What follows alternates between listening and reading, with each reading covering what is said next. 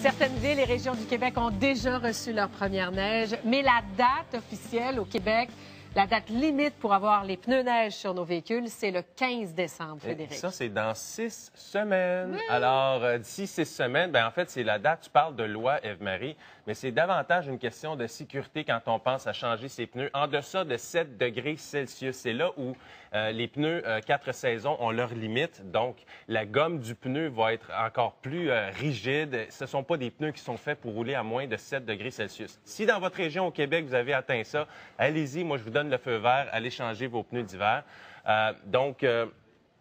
Ça, c'est une question de sécurité. Comment on vérifie l'usure du pneu? Bien, l'usure du Parce pneu, que bien, ça fait 2 saisons qu'on les a, puis on se demande si on peut encore les garder. Bien, généralement, quand vous avez une usure normale, là, vous pouvez faire jusqu'à 4 saisons avec vos pneus. Il y a des indicateurs d'usure de pneus dans vos rainures de pneus. Donc, on va voir une photo. Ce sont des petits blocs de caoutchouc qui se trouvent dans la rainure de votre pneu.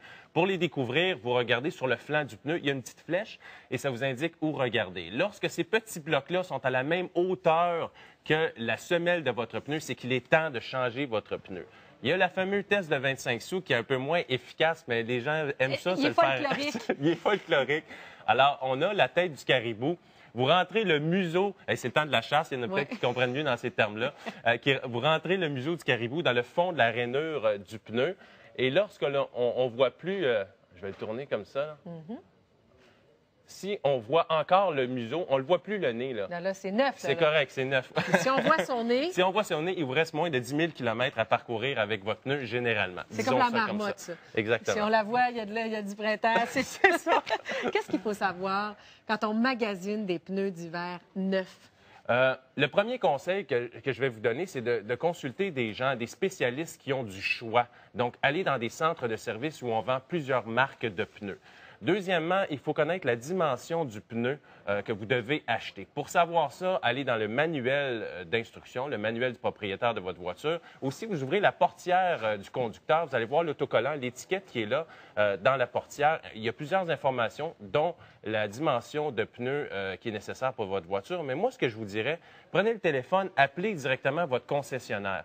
Demandez-lui quelle est la dimension requise pour votre voiture et profitez-en pour lui demander si c'est possible et si c'est recommandé d'aller vers un diamètre qui est plus petit. Pour 2 raisons. Premièrement, un pneu qui va être plus petit de dimension l'hiver va avoir tendance à mieux mordre dans la neige. Il va avoir un flanc qui va être plus élevé.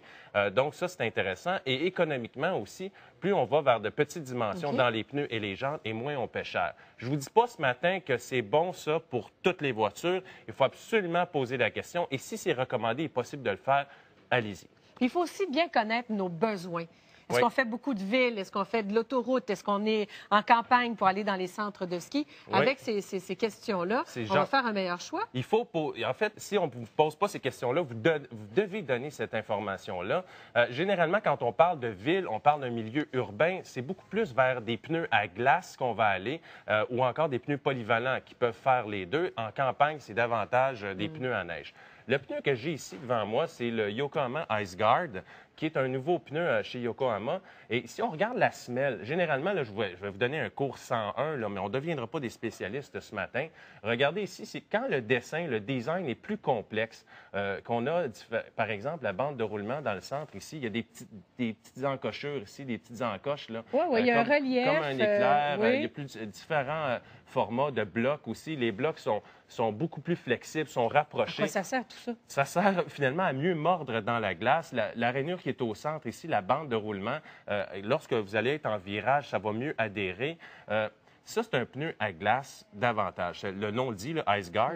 Quand on va vers des pneus à neige, vous allez voir que les rainures sont plus profondes, plus larges, vraiment de très haut, et les blocs sont plus distancés. Ça va mieux mordre dans la neige. Tout ça pour vous dire qu'il y a des pneus aujourd'hui, il y en a une variété incroyable. Il y a plus de 100 marques sur le marché ici au Québec. Donc, plus vous allez donner les besoins, vos besoins, l'utilisation que vous en faites à votre spécialiste, plus il va être en mesure de mieux vous recommander des pneus. Si on paye cher, est-ce que ça veut dire que c'est automatiquement un bon prix, un bon pneu? C'est plate à dire, mais plus on paie cher, plus on a un pneu de qualité généralement. Bon. C'est-tu possible d'être écolo aussi dans l'achat de pneus d'hiver? Bien, ce pneu-là, c'est le premier pneu de Yokohama Dollarama à être authentifié, à avoir la certification Blue Earth, donc terre bleue. C'est une certification qui certifie que ce pneu-là est à faible résistance au roulement, c'est-à-dire qu'on perd moins d'énergie à rouler avec ce pneu-là. Ça veut dire qu'on brûle moins de carburant, ça veut dire qu'on émet moins de CO2 dans l'atmosphère, ça veut dire qu'on est plus vert. En plus, il a été fabriqué de façon socialement responsable et tout ça. Okay. Des pneus à faible résistance de roulement, ça existe depuis des années. Moi, j'en ai conduit des véhicules qui étaient chaussés de ces pneus-là avec des pneus 4 saisons sur les modèles hybrides, par exemple. Donc, ça va de soi, on veut économiser du carburant, donc on chausse ces véhicules-là de pneus à faible résistance au roulement. Des pneus d'hiver, il y en a moins. C'est plus récent.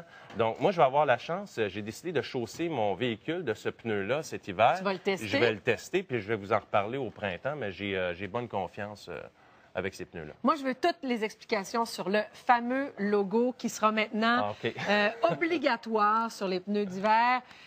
S'il n'y a pas ça, est-ce qu'on se fait arrêter par la police? Comment ça marche, Frédéric? Là, on le voit à l'écran en ce moment, c'est le fameux pictogramme, la montagne avec le flocon de neige à l'intérieur. Donc, ça va être obligatoire en 2014, décembre, pas cette année, là, mais l'année prochaine. Si vous achetez des pneus cette année, assurez-vous d'avoir ce logo-là, parce que vous pourriez avoir des amendes de plus de 200 $ l'année prochaine si votre pneu n'est pas muni de ce logo-là que l'on a vu tout à l'heure. Bon, alors pensez-y, puis regardez aussi, prenez la peine d'en parler avec votre mécanicien, puis qu'est-ce que je dois faire, puis il y a des guides aussi qui existent. Il y a des guides qui existent. Protégez-vous sort à chaque année un dossier avec les meilleurs pneus selon eux, selon l'utilisation. Ça peut être un guide intéressant. On reçoit des rabais par la poste, accumulez-les, puis si jamais ça tombe sur le pneu que vous avez besoin, bien, ça sera un avantage pour vous aussi. Merci beaucoup, Frédéric. Ça fait plaisir. Merci.